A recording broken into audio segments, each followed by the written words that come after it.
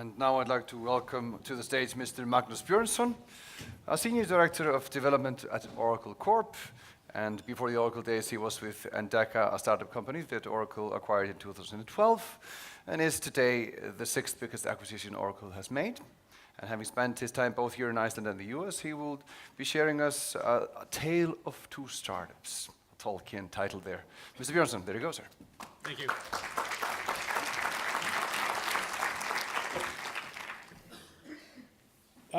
Let's see. First of all, it's an honor and a privilege to be here, and I would like to thank Bala for inviting me. This will be a tale of two startups. So I've been in the US now for 20 years, 19 years. And by the way, can you go back to the Startup Iceland slide? Maybe I can do that.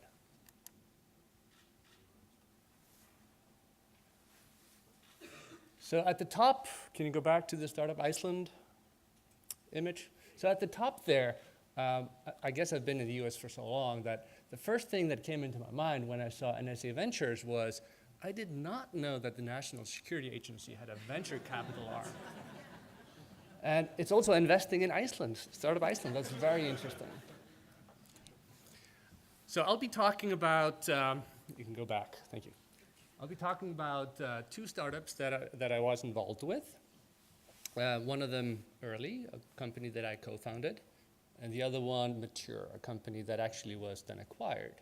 So it's kind of an entry and an exit of a couple of startups. So let's go back to 1996. So 20 years back in time. So what happened then? Well, the internet had about 10 million users in total. By the way, all these statistics are from Google, so they must be correct, right? So the internet had about 10 million users. An American who had internet connection spent about 30 minutes on average a month on the internet. The DVD just came out in Japan. Ólafur Ragnar Grímsson just took office in Iceland, so it was a while ago.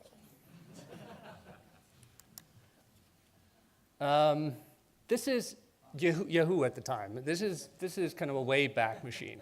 I remember using Yahoo, and it was, it was a while back. This was, let's see, Yahoo was founded in 94, 95, so it was kind of brand new. Google launched in 96. And it was, at the time, basically a Stanford company that had very few users. Now, in 96, most universities had these computer labs. So this is an image from a computer lab from that time. And as you can see, they had these huge CRT monitors. How many of you here actually use those monitors? Okay, quite a few. So they actually took a lot of power when you turned them on, which meant that if you turned them off, it didn't make sense unless it would sit idle for at least 30, 40 minutes or so. Now, you take that and you couple it with the fact that it actually used phosphor on the front, which meant that if you had the same image for a long time, you got burn-in. And that meant we ended up with something called screensavers. You don't see them a lot today, but they were everywhere. So back in 96, me and a friend of mine were working in a computer lab, and there were these screensavers all over the lab. And we were thinking, well, surely we can do something better with that real estate than just show Windows icons or Starfield. By the way, I spent about an hour looking for a GIF of the Starfield screensaver. I don't even remember that, but I was unsuccessful at finding that. But I did find this one. So we thought, well, surely we can do something better than just show screensavers. Why not show ads? And that actually was the first company that I co-founded, AET. The idea is simple. Convince the university of actually allowing us to sell ads on the computer labs, then convince the companies of buying those ads and profit a little bit. We started with University of Iceland. That was our main platform. They, of course, had the largest install base of computers and computer labs at the time. But we also reached out to the University of Akureyri and the Commercial College of Iceland. So we were expanding beyond just the university. The advertisers, this is a sample of some of the advertisers, but those are actually in Iceland, especially at the time, major companies. Búnaðarbankin, Vátryggingafélagið, Landsbankin, and 1011. So one insurance company, two banks, and this was a supermarket store. I remember the CEO of Vís, he found this fascinating. So when we were talking to the salesperson about buying ads, he actually came to talk to us about this new thing. So what were some of the challenges we had to face? Well, like I said earlier, the first thing is somehow convincing a university to actually start peddling ads to students. That was somewhat tricky, but the good thing here is that this was a screensaver. This was as unobtrusive as possible. This was not, how do we say it, interfering with the students in any way. As soon as they needed to use the computer, it proof went away. Of course, like most universities, maybe especially in Iceland, it was start for cash. So this would give them additional capital to buy computers and equipment for students. And for the students, well, they got that additional equipment, and they didn't have to watch those annoying screensavers. They got something more interesting to watch. Second, we had to convince the companies about the value of advertising, digital advertising. It didn't really exist at the time. So that was definitely a challenge. And then there were two of us, two young guys who nobody had seen before. We walked in there and we were securing deals for hundreds of thousands of Icelandic kronas, which at the time, at least to us, felt like a lot of money. Needless to say, we actually succeeded on both fronts. The third part is the technology. Now, the technology here is actually relatively simple. That's probably the most simple part of this. So this is definitely not a technology company. Basically, we wanted to make sure that when we rolled out the ads, we could do it kind of in an easy, simple manner across hundreds of machines. We did not want to go machine by machine and update the screensavers. But that was, yeah, like I said, that was pretty simple. Last, well, profit. At least until the platform became outdated, because as you can see now, you don't see screensavers. You don't have CRTs. In fact, computer labs are much rarer now than they were because everybody has laptops these days. So this company was a little bit of a child of its time, but it was great while it lasted. Then in '97, about a year after we founded the company, I actually flew to the US to study. Went to Boston and got my PhD in computer science, went to work for a company called EMC, and then I was called kind of out of the blue by a recruiter telling me, well, there's this company called Endeca. Have you heard of it? And of course I had not. I had no clue what they were all about. I can promise you, though, that even those of you who don't know what Endeca is, or was, strictly speaking, you know its technology. So what is Endeca known for today?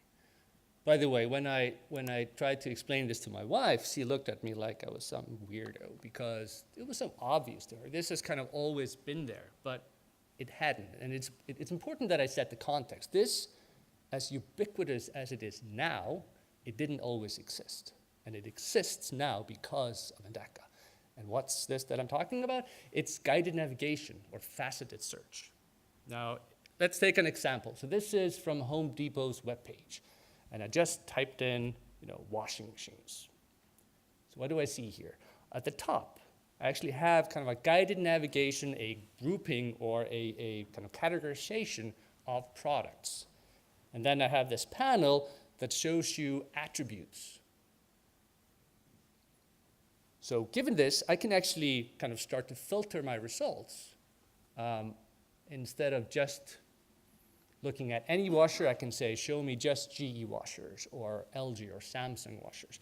I can filter by more granular attributes like color, like features, power wash, front loading, top loading.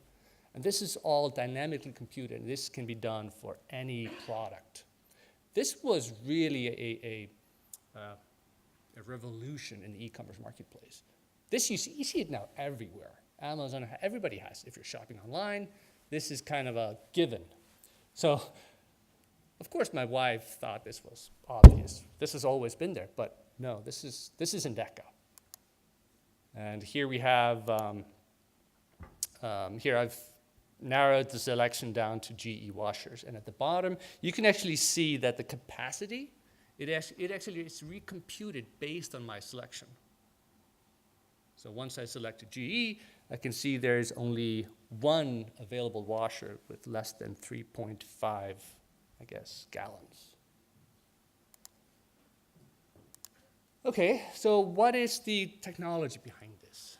It's a novel columnar in-memory data store that's a hybrid between a database engine and a text search engine. So it's really good at dealing with both structured and unstructured data. This is what drove the e-commerce solution that's called Infront. But when I joined Endeca, they were actually in the process of kind of partitioning the company into two parts. There was the e-commerce side that paid the bills, and then this Latitude part, which was BI, more specifically Agile BI. Now, what is Agile BI? Agile BI is more about asking open-ended questions. Now, traditional BI is about questions like, how much did I sell in the first quarter in, say, the Massachusetts area? That's a well-understood, well-formulated question. The open-ended questions are more like, why did I sell this much? That's a much more interesting and, of course, harder question to answer. Here you can actually see a snapshot of the Latitude application. So this was in 2011. Late 2011, this happened, required by Oracle. This was, at the time, the 6th largest acquisition by Oracle, after PeopleSoft and Sun. This was over $1 billion, which for a company of that size, I think there were around 300 employees. Out of those, maybe 100 or so core developers. This was a lot of money, which meant that this acquisition was followed by some of this. That morning when this was announced, yeah, not a lot of work got done, but it was a very enjoyable morning, nevertheless. So, the aftermath. The first and probably one of the more painful experiences is the compliance activity. So when you're acquired by a company like Oracle, which is, I think, $150 billion valuation, with 30 or 40,000 employees, they have processes in place. So we had to make sure, we have to actually review every single line of code to make sure it was up to Oracle standard. We have to make sure we complied with all their third-party license agreements, which meant that we actually have to replace many of those libraries. We had to have remediation releases of all our software. So those were somewhat painful months that followed the announcement. Employee retention. Now, if you have a big exit, like Endeca's exit, there are people that basically say, I don't have to work anymore, see you later. And those are hard to keep. You have to challenge them with interesting work, but some of them you will not be able to keep. There are other people that simply do not want to work for a giant company. And that we can't do much about. And then there are people that kind of, whenever you have a perturbation, you actually have people that kind of put up their hats and said, should I be working on something else?